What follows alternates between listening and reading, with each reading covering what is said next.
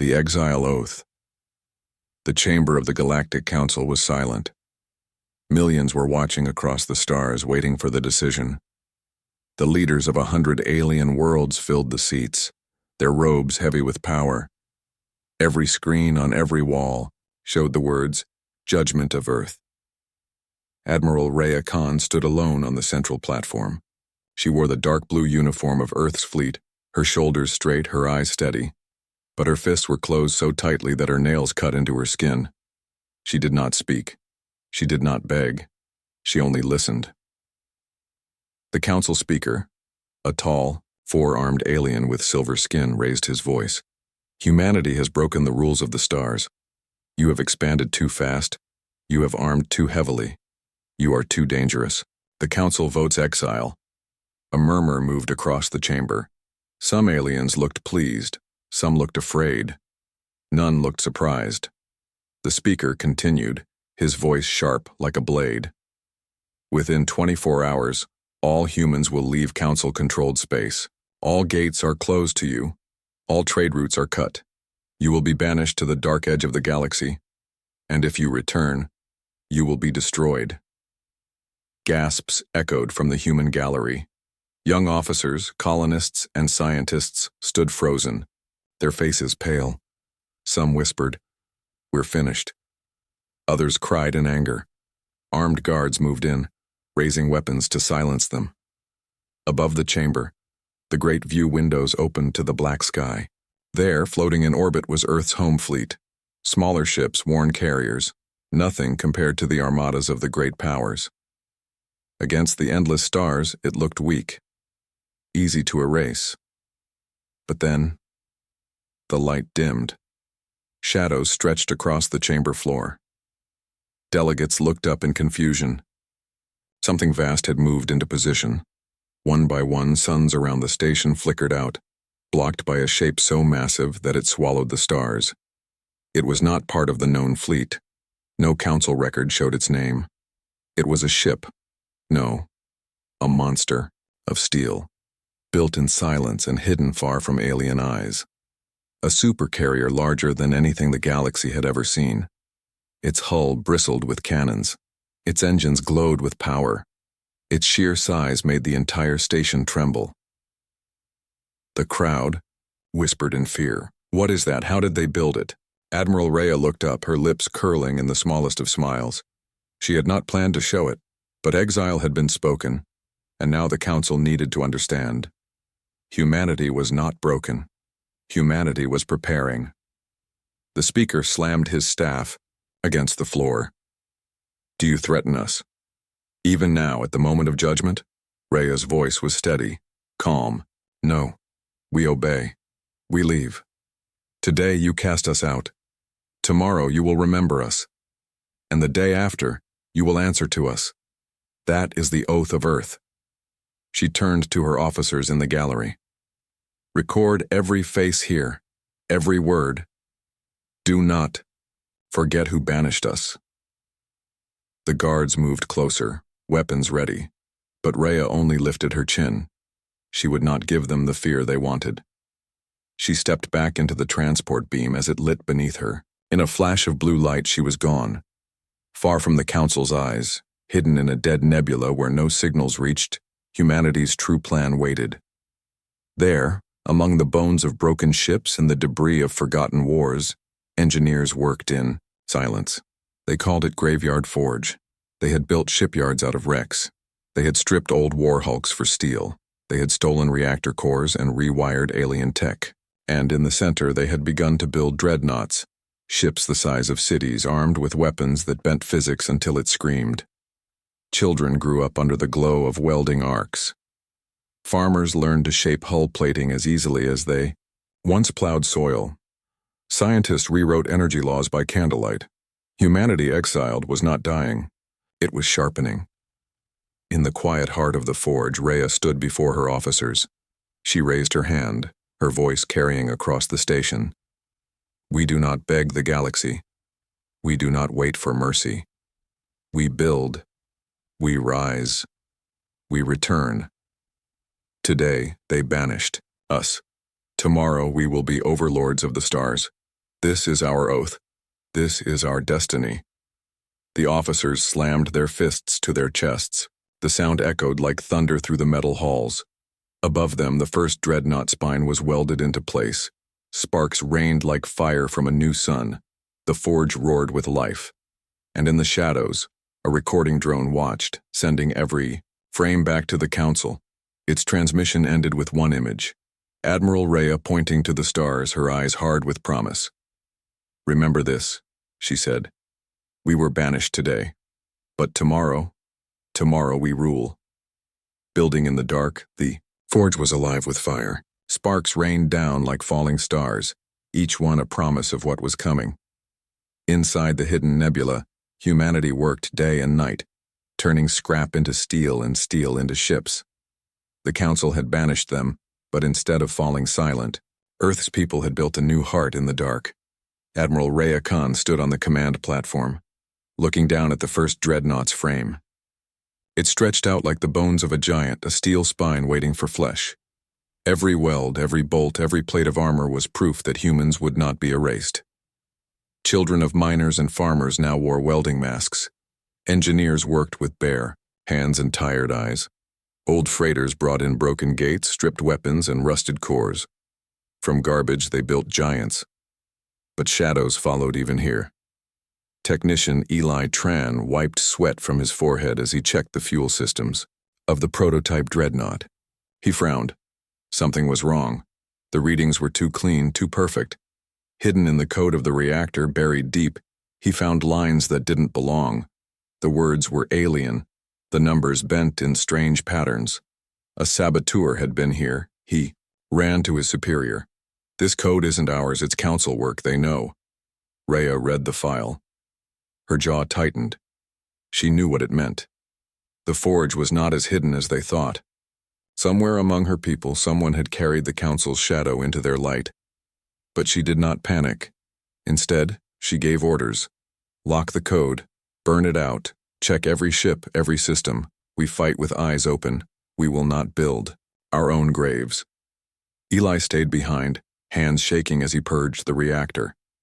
Each line of false code burned away, leaving the system clean. But as he closed the file, he saw something strange. A symbol flashing once before vanishing. A circle split by 3 lines. He had no idea what it meant.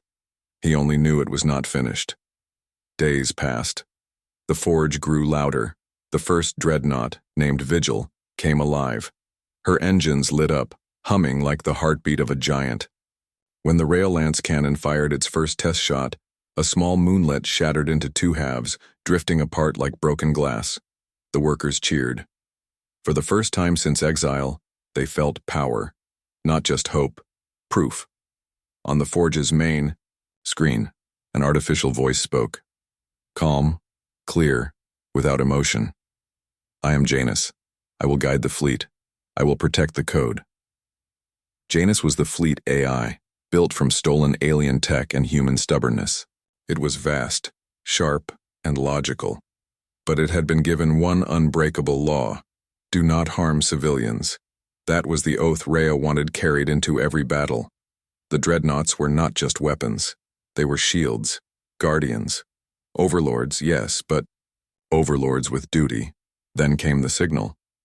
A colony on the far border sent a broken distress call. Their fields were burning. Pirates were raiding. The council did nothing. The council never did.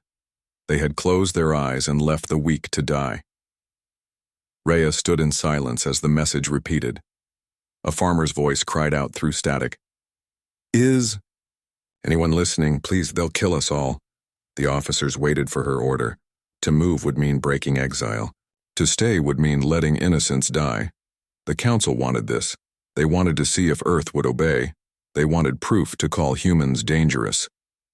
Rhea's voice was low, steady, the way a blade hums before a strike. "We will not sit in the dark while others burn. Prepare vigil. We move." The forge roared to life. Engines lit. Dreadnought shadows stretched across the nebula. Humanity was returning to the stars. Not to beg, not to bend, but to show what it meant to rise from exile. The first mission had begun. First return, mercy with teeth. The colony burned. From orbit, Admiral Rhea saw the smoke trails curling into the black sky. Farms that had once been green now glowed red. Raider ships circled like vultures, dropping fire on homes. Their voices filled open comms with laughter. Where is your council now? Where is your protection? A pirate captain, awked. Kneel and maybe we'll let a few live. The council had ignored the colony's call. No patrols came, no fleets came, only silence. But then, the stars disappeared. The pirate ships went quiet, their laughter cut off mid-breath. One of them stammered, What is that? It was Vigil. The dreadnought slipped from the shadows like a rising mountain. Its hull stretched so wide it swallowed the sun. Cannons glowed, rail lances hummed, and the ship's name burned white across its armor. Humanity had returned. On the bridge, Rhea stood tall. Her officers watched her for orders. Every one of them wanted revenge. They wanted blood for the colonies abandoned, but Rhea raised her hand. Target weapons only. Engines next. No fire on civilians. Capture when possible. The crew hesitated. After exile, after betrayal, after being branded dangerous. Why show mercy now? Rhea's voice cut the silence. They called us dangerous, let's show them the truth. Mercy with teeth. The first shot cracked the sky. Vigil's rail lance fired a single round. It ripped through the lead pirate ship like paper, severing its engines but leaving the cockpit intact. Sparks rained into the void as the crippled ship tumbled. Two more shots followed, clean, precise. One destroyed weapons, the other shattered a raider's shields. No colony homes were touched. Not one civilian died. The pirates panicked. It's the exiles. It's Earth. Rhea's voice echoed across the comms, carried on every channel. Calm, steady, undeniable. This is Admiral Khan of Earth Fleet. You harm the weak, you burn their fields, you enslave their families. Surrender now, or face the code. The raiders cursed and screamed. Some tried to run. Vigil fired again. Engines exploded, leaving ships drifting powerless. Marines deployed in drop pods, breaking into raider hulls with shocking speed. The fighting was quick, brutal, but controlled. On the ground, colonists looked up and saw streaks of fire, not death, but salvation. Human Marines secured homes, guided families to safety, and handed out food from their own rations. Farmers wept. Children shouted the name Earth Fleet over and over. One pirate captain was dragged before Rhea. His face was bruised, his armor cracked. He spat on the floor. You can't win, he snarled. We were paid to be here, paid by the council. The bridge went silent. Rhea's eyes narrowed. The council sent you? The pirate laughed, blood on his teeth. They wanted proof you'd break exile, proof you're still dangerous, and you gave it to them. Rhea leaned close, her voice like cold steel. No, what we gave them was mercy. They will not understand it, but they will see it. She ordered the prisoner locked away. Hours later, the battle was done. Not a single farm destroyed beyond repair, not a single civilian life lost. The colony stood free. But that was not the end. Every colonist had recorded what happened. Children filmed the dreadnought's shadow blotting out the sun. Farmers captured. Marines sharing food. Prisoners were shown alive, treated, fed, even as they cursed. By dawn, those recordings spread across the galaxy. Billions watched. Worlds saw what the Council had ignored and what Earth had done. They saw the truth. Humanity had returned, and it had returned with rules. On the bridge of Vigil, Admiral Rhea stood before her officers. They wanted to show us as monsters, she said. Instead, we showed them we are protectors. Remember, this day. It will echo across the stars. Her officers slammed their fists to their chests. The sound was like thunder in the silence of space. But then the Council's signal came. The speaker's voice filled the bridge, cold and furious. You have broken exile. You have shown your true nature. Return to the dark or be erased. Threat was followed by coordinates, gate theta. The Council's fleets were waiting. A trap. Rhea looked at her officers, her face unreadable. They call it a trap. We call it a chance. Gate theta. Breaking the trap. The Vigil moved through black space toward Gate Theta. Everyone on the bridge knew what waited there. Reports spoke of a Council superweapon, codenamed Gavel, a weapon built to erase entire fleets with a single strike. It was said to bend light itself, to crush energy into a single beam. And now, it was waiting for them. Admiral Rhea Khan stood tall, her eyes fixed on the star map. Around her, her officers spoke in low, careful voices. No one wanted to admit fear. No one wanted to say out loud what they all knew. One mistake and the first dreadnought would be nothing but broken steel. Janus, Rhea said, her voice steady. Show us the field. The AI's voice was calm, almost gentle. Council, fleets in position. 5 carriers, 16 escorts, hundreds of fighters, and the weapon. Gavel stands at the center, linked to the gate. It is charging. On the screen, the image of Gate Theta glowed like a giant ring of light. At its heart sat a structure so massive it made Vigil look small. Gavel pulsed with energy, drawing power from the gate itself. An officer whispered, "We're walking into fire." Rhea did not turn. She only said, "No, we're walking into history." The Council fleet hailed them. The speaker's voice filled the bridge, cold and sharp. "You have broken exile. You have spread your poison again. Today, Earth ends." Rhea's reply was calm. "We came not to end worlds, but to protect them. But if you fire on us, you will learn who we are." The speaker gave no answer, only silence. Then the alarms screamed. "Energy spike!" shouted Eli Tran from his console. "Gavel is locking. They're targeting us." The bridge shook as energy. Waves rippled across space. The light around Gate Theta bent, twisting, breaking into strange colors. A storm of raw power gathered at the heart of the weapon. "Janus," Rhea said. "Options." "Minimal," the AI replied. "But there is a delay in Gavel's system. They borrowed code. They did not understand it fully." Rhea's eyes narrowed. "Can you use it?" Janus's voice did not change. "Yes, a lag bug. I can make their aim hesitate, but the cost will be high." "Do it," Rhea said without pause. The weapon fired. For a moment, space itself screamed. The beam cut forward, bright enough to blind. It tore through shields, bent engines, cracked hulls. But it missed Vigil. By meters, by seconds. The dreadnought shook but did not break. The bridge cheered.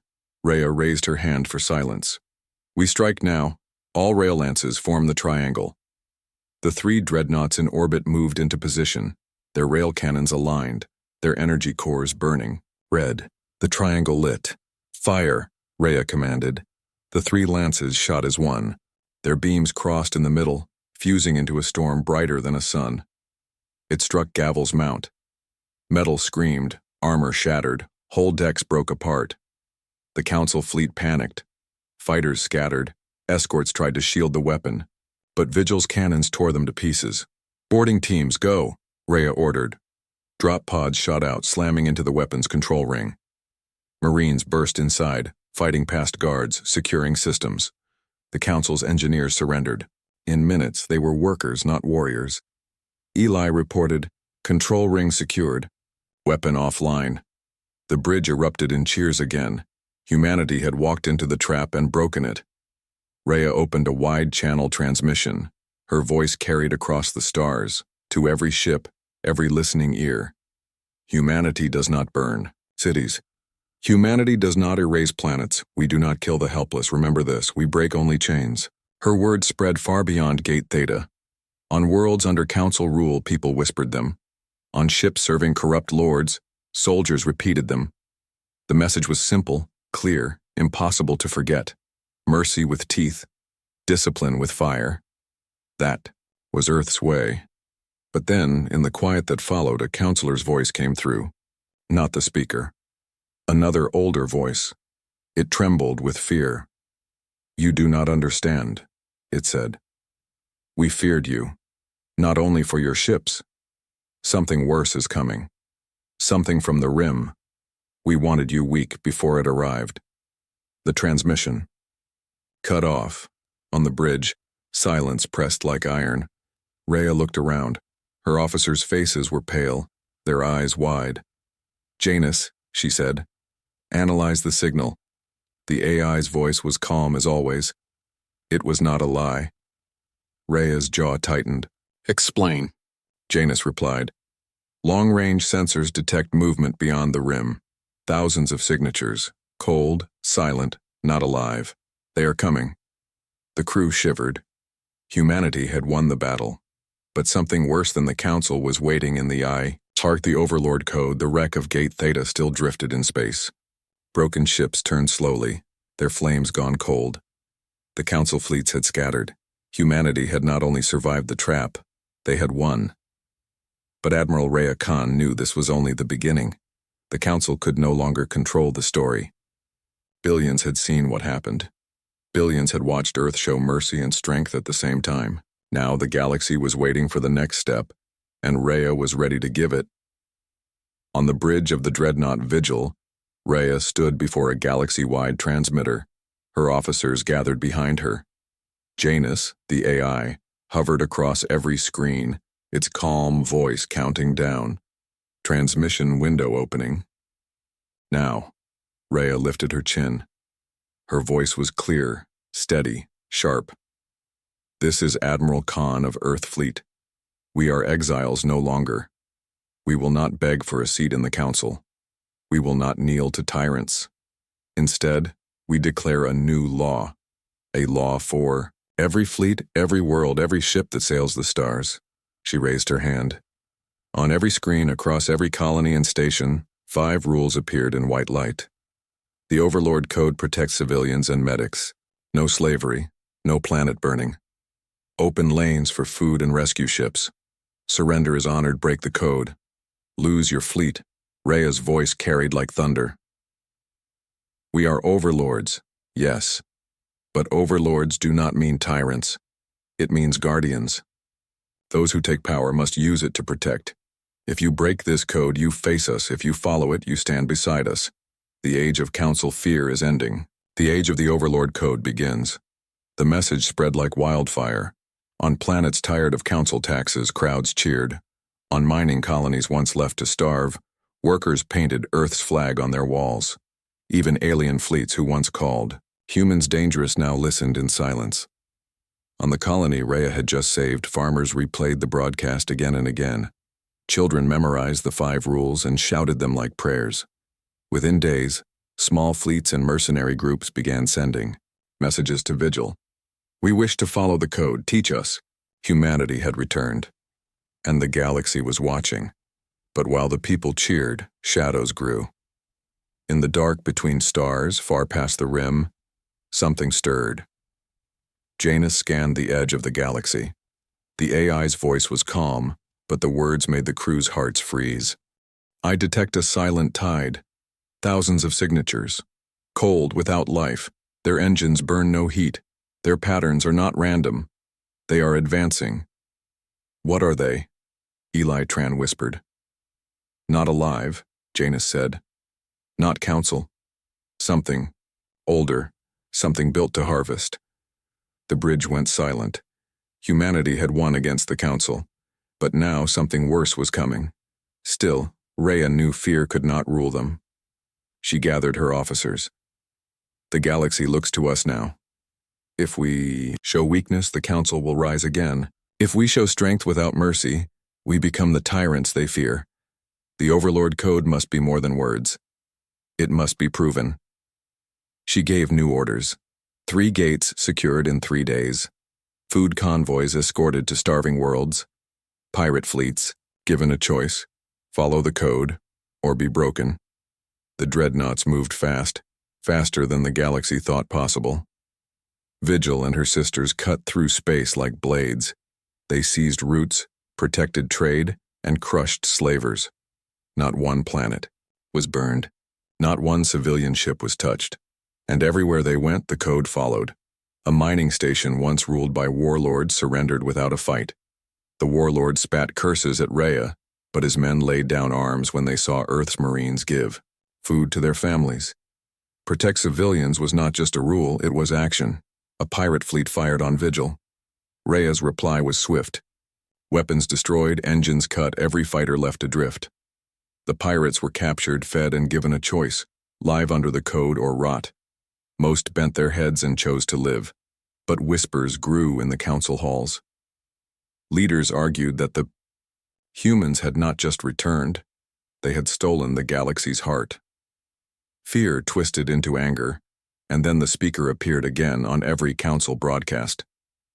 "Do not trust them," he shouted. "Their code is a mask. They are dangerous. They are monsters. They are building an empire." But no matter how loud he screamed, the recordings told a different truth. Billions had seen Earth's mercy.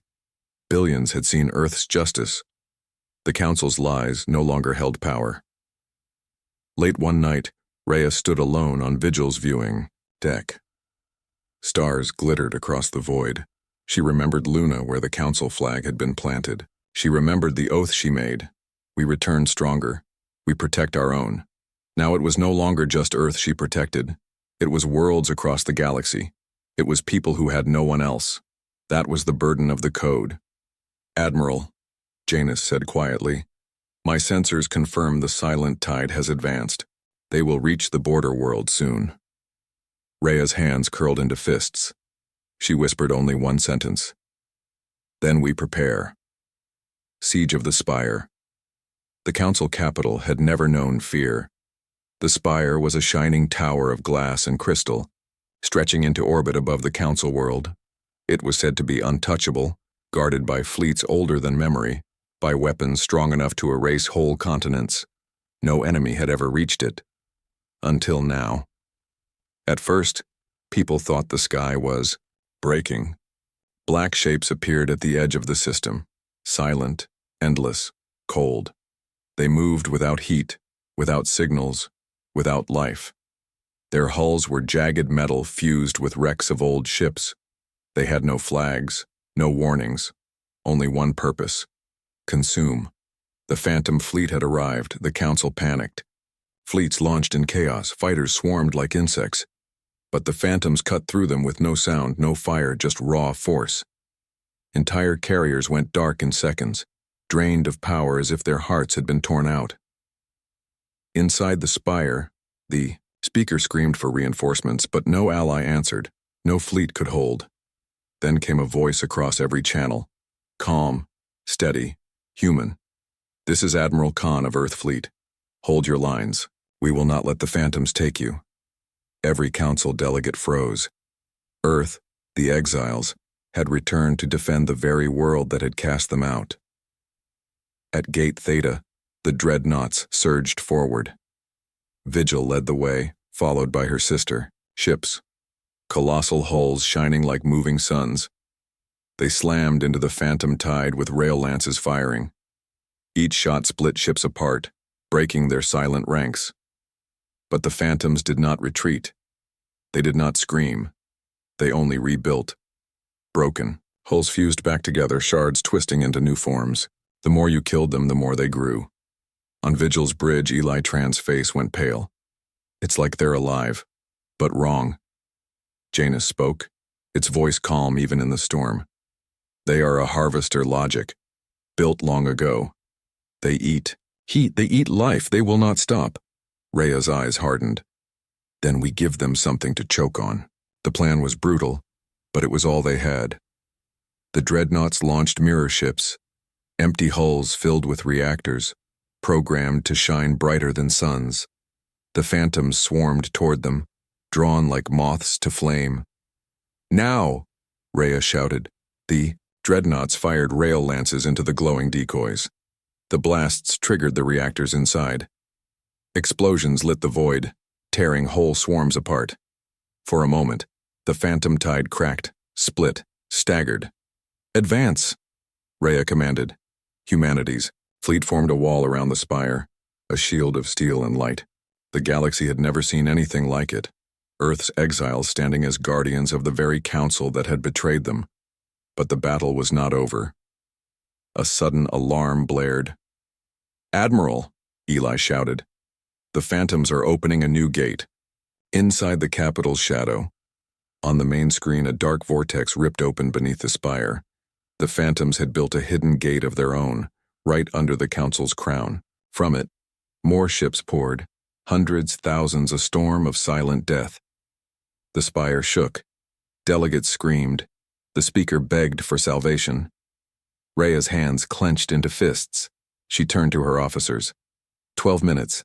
That's all we have. If the gate stays open, the Capitol falls. Every second became a lifetime. Human Marines launched drop pods into the gate's structure, planting charges along its throat. Dreadnought cannons fired nonstop, trying to thin the endless tide. Janus redirected reactor power, overclocking shields until hulls glowed red-hot. Inside the council chambers, alien leaders stared at the screens. For the first time in history, they saw Earth not as exiles, not as rebels, but as saviors. Still, the cost was heavy. A mirror ship exploded too early, taking 2 human escorts with it. A phantom swarm cracked through the lines, slamming into Vigil's flank. Sparks showered across the bridge. Eli fell from his chair, blood running down his forehead. Shields failing, cried an officer. Rhea did not flinch. Janus, hold them. Buy the Marines time. I can, the AI answered, but I will not survive it. The bridge fell silent. Janus was more than code. It was the heart of the fleet. But without hesitation it spoke again. This is my duty. The dreadnought Aegis, controlled fully by Janus, broke formation. Its engines flared like a second sun. It rammed straight into the Phantom Gate, holding the throat open with its burning hull. The Marines set the last charges. A voice crackled, through comms. Charges armed, detonating in 3 minutes. Rhea gripped the railing. Her voice shook for the first time. Janus, thank you. The AI's reply was calm, almost human. Remember the code. The phantom tides screamed, without sound, their dark forms writhing as the gate shook. A countdown echoed across every human channel. 10, 9, 8. At the spire, alien leaders clutched their seats. The speaker whispered, "Save us." The Marines pressed the detonators. A white light ripped through the system. The hidden gate collapsed in on itself, dragging phantom ships into nothingness. The tide shattered. The spire still stood, but the Aegis was gone. With it, Janus was gone too. The battlefield went silent. Human dreadnoughts floated scarred but unbroken. The phantoms had been stopped for now. On the bridge of Vigil, Rhea lowered her head. We held, but the cost was high. And this was only their first wave. Banished today, overlords tomorrow, the spire still stood.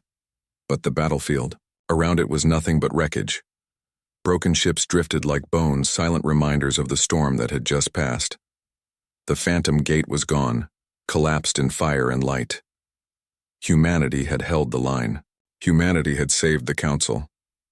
But the victory was not clean. The dreadnought Aegis was gone. The AI Janus was gone with it. For hours, crews searched the wreckage, hoping for one last signal. None came. What remained was silence, and the knowledge that the phantoms would come again. On the bridge of Vigil, Admiral Rhea Khan stood before her weary officers. Their uniforms were torn, their faces lined with smoke and exhaustion, yet their eyes burned with something greater than fear. They had stood against the impossible, and they were still alive. Rhea spoke quietly, but every word carried. Remember this day. Today we were not exiles. Today we were guardians. The galaxy saw us banished, but tomorrow they will see us as overlords, not of chains, but of duty. The Council called for an emergency assembly. Every delegate, every speaker, every leader filled the spire's chamber. They stared at the humans who entered, their steps heavy, their uniforms scarred from battle. The same council that had once exiled Earth now sat in silence, waiting. The speaker, pale and shaken, finally spoke. You saved us. We owe you. Rhea stood in the center of the chamber. Her voice was firm, Not proud, not begging. You owe us nothing. You owe your people protection. That is the only debt. Murmurs rippled through the delegates. Many looked away, ashamed. Rhea raised her hand, and the code appeared again, glowing on every screen. The Overlord Code protects civilians and medics. No slavery. No planet burning. Open lanes for food and rescue ships. Surrender is honored.